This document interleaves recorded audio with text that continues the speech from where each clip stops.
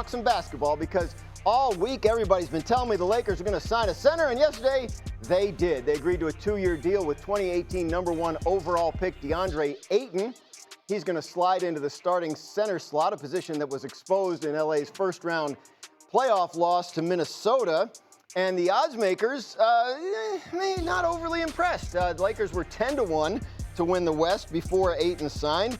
And today they have moved all the way up to 9-1. Still behind Oklahoma City, Houston, and Denver. So again, all week, last week, the week before, the Lakers are going to sign a center. The Lakers are going to sign a center. They did. What's it all mean?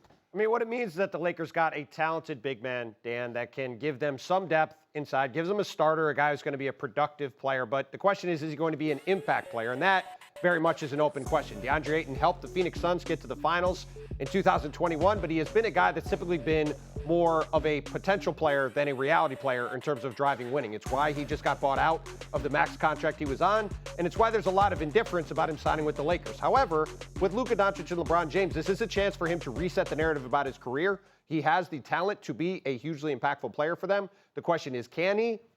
That is very much open for debate. Lakers obviously needed the help and still need some help. We've been talking all week about LeBron James' situation in L.A. He opts into his contract, the final year of his contract on Sunday, and then a minute later we get a statement from his agent indicating that he wants to see what's going on in free agency and what the team looks like before he knows if this is the best place for him long term. So what does the Ayton deal mean about the LeBron situation? It means that they're going to now assess whether or not this roster, which is the words of Rich Paul, is championship caliber. They needed a center. They had to get one. They almost didn't even get Ayton because if Miles Turner doesn't go to the Bucks, Ayton might end up going to the Bucks. So there's a lot of dominoes that had to fall here. But I think it's still an assessment period, though, for Rich Paul and LeBron James to look at this Laker roster where it is right now with Jake LaRavia and the addition of DeAndre Ayton and say, is this a team that in the West they can compete for a championship? Because that was their words to compete, or Rich Paul's words, to compete for a championship. I don't know if the Laker roster is there. Bobby, Marks, what do you think LeBron and Rich Paul are after in all this, and how do you size up the way the week has gone and what effect that'll have on ultimately what happens with LeBron? Well, what's interesting is, Dan, when you put that odds up, you would have thought, based off Rich Paul's statement, that the Lakers would have been 10th on that list as far as teams to win in the Western Conference here. They're still 4th, right? That's a team that finished 3rd in the Western Conference last year. And although they lost in that game, a lot of us had projected them to go pretty far in the playoffs here. So this is still a pretty good Lakers team, and they add one of the better centers on the market. If DeAndre Ayton was a free agent before the buyout, he would have been probably the second best center in free agency behind Miles Turner. So it's an upgrade. We've been talking about getting them a center. I think now the big thing is now what's going to be the next move for this Lakers team, because that depth in that backcourt is awfully thin. Yeah, Tim MacMahon, when you look at next moves, the Lakers, there's a lot going on with the Lakers right now. Some of it has to do with putting together the best possible team for this year, and some of it is bigger picture. When you're looking at the Lakers and the way they're operating right now, what stands out to you? I mean, the priority is the bigger picture, and the bigger picture is Luka Doncic. He's eligible to sign an extension next month. How does he feel about this? How does LeBron feel? That's not the priority. It's a potential headache, but it's not the Lakers' priority. It's about Luka. It's about trying to instill confidence in him that they can build a contender here, that there is a bright future in L.A., and DeAndre Ayton may or may not be part of that. To this point in DeAndre Ayton's career, he's been a talented doofus, right? There's a reason this former number 1 overall pick, who's an immensely talented, athletic, chiseled 7-footer, has been dumped by 2 franchises. Now, this is a golden opportunity for him to come in and prove he's willing to do the dirty work. He's willing to do the kind of things necessary to thrive with Luka Doncic. But again, it gets back to Luka Doncic is the center of the Lakers universe and the priority moving forward. Well, you always see talented doofuses go to L.A. and just lock in. You always see that. At no point has anyone said the Lakers had a need to fill at doofus, but I guess here we are. Listen, what Tim said was LeBron's not the priority, but it's a potential headache. like this is out there, and it's out there because Rich Paul put it out there. That's so right. we're not making too big a deal of this. This was brought up, but isn't the fact that Luka's the priority part of the issue? The Lakers are looking toward a future that probably doesn't have LeBron in it. How do you think this all plays out this summer? I mean, if you're talking about what the likeliest scenario is, I think the likeliest scenario is that LeBron James and Luka Doncic are playing together in September in Los Angeles, because there's not really a good logical option for LeBron James to do other than that. If he had wanted to truly explore the studio space and see where if he wanted to play somewhere else, he had a very easy way to do that, which was to opt out of his $52.6 million contract on Sunday. The fact that he did not do that, that he opted in, that he took the money, means that he's stuck in a situation now, or I shouldn't even say stuck, he's in a situation now where he's under contract, he has a no-trade clause, it's very difficult to trade him, and that, to me, leads to all signs pointing towards him and Luka remaining partners on a team that could still be very good. Sounds simple, but as we know, it isn't always as simple as it sounds. We're going to have more on this as we move along, but we're going to come back to the East Coast now, because a month after the stunning firing of Coach Tom Thibodeau, the Knicks appear ready to hire his replacement. According to ESPN's Shams Charania, New York expected to hire two-time Coach of the Year Mike Brown, who's a coach who has a history of elevating teams in his first year. He's had at least an 8-win improvement in his first season in 3 of his 4 head coaching gigs, including an 18-win improvement in his first year with the Sacramento Kings just 2 years ago. Now, the Knicks won 51 games last season. Pretty awesome season. Alan, you're very familiar, obviously, with this Knicks team. Is this the right hire for them? Well, it's the right hire for right now, because you needed somebody with experience. You needed somebody that has coached at a high level, has coached star players, has had success. He has a resume. All those things are very important for the Knicks right now, because what he walks into is the expectations of not just having a good season. The expectation is, especially when you look at the landscape of the East and how things have changed since the Knicks were eliminated from the Eastern Conference Finals, is that it's no longer about, hey, just do the same thing they've done, which is back-to-back 50-win seasons, reach the Eastern Conference Finals. Now it's more. Now, to me, the expectation is the NBA Finals. And can Mike Brown deliver? Of all the coaches that they talked to, he was the guy with the resume and experience to do that. Right, that's right. The expectation is the NBA Finals, and his expectation is NBA Finals right away. Yes. Bobby, is this, I mean, the pressure on this new coach that the Knicks have hired to deliver a championship in short order, what do you make of the hire? Well, I like the hire, and I hope Knicks fans look at the whole body of work of Mike Brown and not how it ended in Sacramento there, as far as a guy who won Coach of the Year with the Kings, won Coach of the Year with Cleveland, was on that Golden State staff that won multiple championships here, and he is certainly established here. It is a rarity where you walk into a situation where it's a win-now team that has championship goals. Usually that's not the case here, and where you look at this Knicks team, they are probably one of the favorites in the Eastern Conference. MacMahon, is this, I mean, when you say championship goals, obviously they got close to the finals. Is this a team you think has what it takes to deliver on its championship goals? Well, Mike Brown is certainly an accomplished coach and a good hire here, but he definitely steps into a finals or bust type of situation. That's the expectation of the ownership, of the front office. It's finals or bust for them. A conference finals appearance for Tom Thibodeau was not good enough for him to keep his job. So it's a deal where there's talent. It's a wide open Eastern Conference due to the misfortune of some of the other franchises, primarily the Boston Celtics, the Indiana Pacers.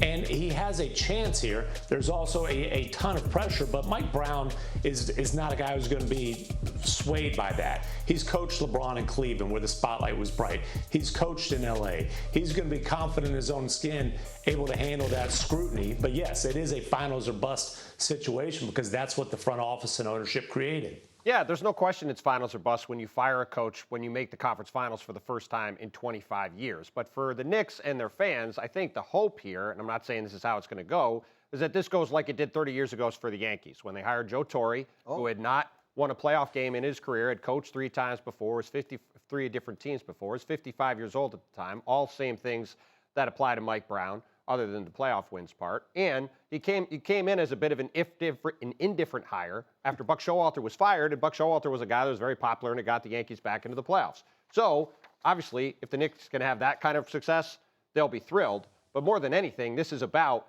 the Knicks have to win. there is no, well, if they get to the second round, they have time, they can sort things out later. If they don't make the conference finals, that's a failure. And if they don't even get there, then who knows what's going to happen in New York. But it's New York. There's plenty of patience. By the way, ease right into it, right? No, it's not. It's not going to be like that at all. I mean, the first 2 or 3 game losing streak, everybody will talk about. It's amazing. In the media here, not so much, but nationally and the fan base, there were torches and pitchforks out for Tom Thibodeau from the start of the season, this past season, all the way through to the end. Yeah, and it's including amazing in the how conference quickly, finals. and apparently for good reason. Right, but think about it. He was on thin ice. If Mike ice. Brown struggles early, you know what people will say? That Tom Thibodeau should have never been fired, which is an amazing turn of events because everybody, the momentum was towards that. But that's what Mike Brown is facing right now. By the way, nothing indifferent about the Joe Torre hire. It was Clueless Joe was the tabloid headline. That's right. And obviously that worked out pretty well. Yeah. We're back on Get Up, and the Lakers have added their starting center, signing Deandre Ayton to a 2-year deal yesterday. The question all week has been, will the Lakers' moves be enough to keep star LeBron James satisfied? Yesterday on First Take, before the Ayton deal went down, Brian Windhorst had this to say about LeBron's future. My conversations over the last 3 days have crystallized that the Lakers are essentially viewing LeBron as an expiring contract. And that may sound like a toss-off statement, but that's not insignificant. LeBron has never been an expiring contract, quite literally. Never in his 23-year career, over the 9 contracts he's signed, over all the different teams he's been on. And what happens to expiring contracts in the NBA? They're viewed as trade pieces. I'm just unlocking the door because I'm not as convinced as before of its impossibility. Just unlocking the door. Yeah, he's just forever and ever. This will be what people see when Wendy says stuff like that. But look, you can tell me all you want, and I believe you. Like the most likely outcome is LeBron's on the Lakers this year, but it doesn't seem like anybody can get it to 100%, right? Like there's still something hanging out there. And when you hear Wendy, who earlier in the week was pretty solid on that's where he's going to be, leave the door open a little bit. What do you think? Do you start imagining him on other teams? Yeah, of course you do. Which one? You have to. Well, first of all, like when again, I go back to the statement that Rich Paul said when he talked about wanting to have a team that can compete for a championship, when he wants to play for a championship. And as Wendy said, there's only 1 year right now. So this could be a farewell tour. So put all that stuff together, and you have to think, where is the fastest, easiest path to the NBA Finals for LeBron James? It's the place he has avoided his entire career. That's right, everybody. It's right here in New York. Oh, boy. I want to see, I dare him, I double dog dare him. Like, if you really, really believe in all the words you're saying right there, the one place that you know you could go, all you have to do is say it. Sing it if you want, like Sinatra. New York, New York. If he does that, that's a gigantic narrative that you know he loves. They all love that, like they love being part of the story. And it's a place that you could say, if he comes here, there is a path to the NBA Finals. And let me remind everybody, this New York franchise, the Knicks, it's more than a half century since they won a championship. He has 4. He's not going to catch Michael Jordan with 6, right?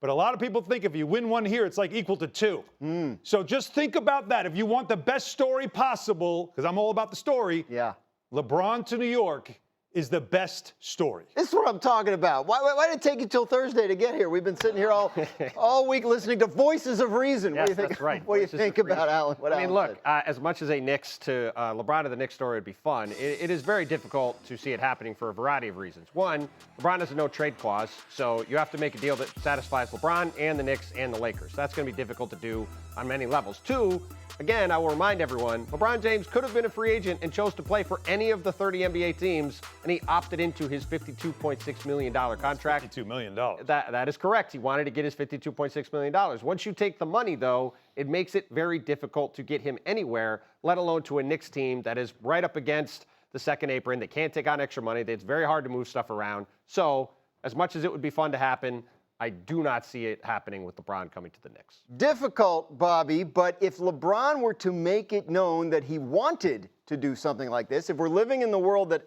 Alan Hahn has beautifully created for us here, where LeBron wants to go to New York and and some fun. let the Lakers know, how would that possibly work? Well, who invited Alan to the show? I mean, Me. we were smooth. We were smooth sailing the first 3 days here. No, I'm kidding, Alan. Listen, I would say it's a lot easier to do this in the offseason than during the regular season because rosters are expanded to 21 right now, and certainly something like this would be complicated because of all the moving parts. I would say this: anything is possible in the CBA. You just have to be creative, and you have to expand it. But when you're looking at the Knicks roster, really the only player that works would be Karl Anthony Towns. Because when you're looking at everyone else, we get into all these complicated CBA rules, when it be aggregating contracts and the Lakers' inability to take back more money because they're hard capped at the first apron here. So when you look at all those semantics, really it's just Towns for, I know, Alan. This league is killing me. It used to be fun. You could make trades. It was all possible, but you're right. The rules do make it difficult. But here's the one thing that I keep on going back to that Rich Paul statement on, I guess it was Monday. And in that statement, it said to win a championship, right? The trade market, and I know I said on Monday that there was no market for him. And I say that there's no market for him because I go back to that statement. If you're going to make a trade, you are trading away 2 or 3 core pieces of your roster. And what that roster looks like right now is going to be awfully different with a LeBron James on your roster. It's probably going to be even more diminished than what it currently is. If the goal was truly to win a championship, Yeah. he wouldn't have opted into his contract because he is winning a championship with the Lakers, and it's very difficult to get LeBron off the Lakers to a team where he can win a championship. And let me quickly be clear. I want to get MacMahon in. I just want to be clear here, but what I'm saying is really more about LeBron and less about the Knicks. It's not the Knicks pursuing him. It's LeBron saying, if I want to go somewhere, that's the place I want to go, and I'd be curious to see if he would ever do it. MacMahon, do you agree with that? Like, if LeBron did want to go somewhere to win a championship, do the Knicks make sense? I mean, the easiest path is to go east, so it makes sense. Knicks, we could talk about Cavs if we want to continue to kind of live in fairy tale land. But Bontemps, as much as it pains me to say it, is right. LeBron opted in. When he did that, he prioritized finances, $52.6 million, over flexibility. Now, maybe he's going to get to a point where he says, I got my cake and I want to eat it too. Give me a buyout so I can go wherever the hell I want.